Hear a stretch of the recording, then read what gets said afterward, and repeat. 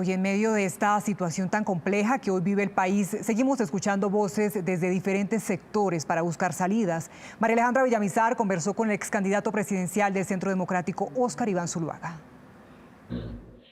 ¿Cuál es la lectura que está haciendo usted del momento político en el que está inmerso el gobierno, los demás partidos políticos, por supuesto, y esta ciudadanía que está en las calles? Creo que en este momento hay que pensar en Colombia. El gobierno tiene que asumir una responsabilidad muy importante. Usted lo decía, tiene que haber una comunicación clara. Hay que decirle al país qué está pasando, por qué está ocurriendo y entregar la información que corresponde.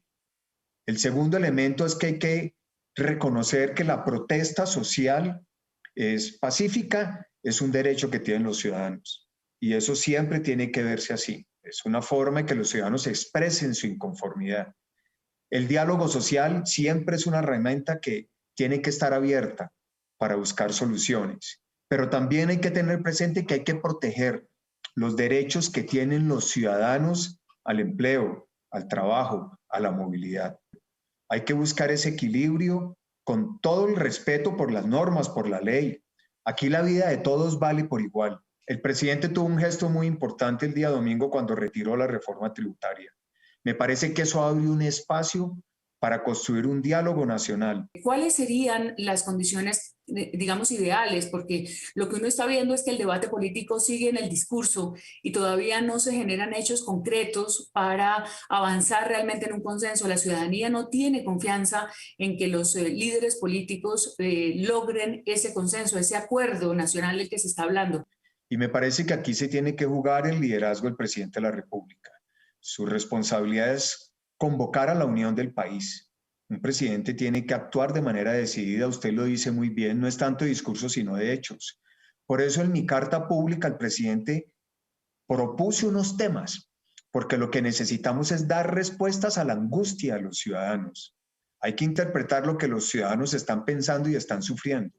Y eso tiene que reflejarse en decisiones políticas, en reformas políticas, en hechos concretos y puntuales.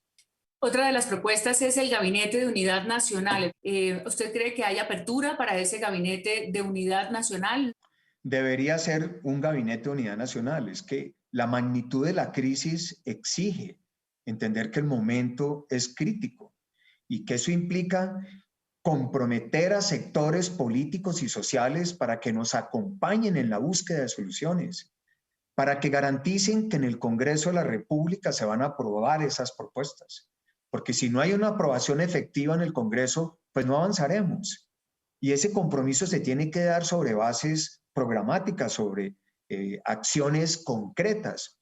Y una forma de hacerlo en materia política es abriendo los espacios para que en un gobierno personas de otros sectores políticos y sociales contribuyan con su experiencia, con su conocimiento. Así es como se une la nación en un momento tan crítico como el que estamos viviendo.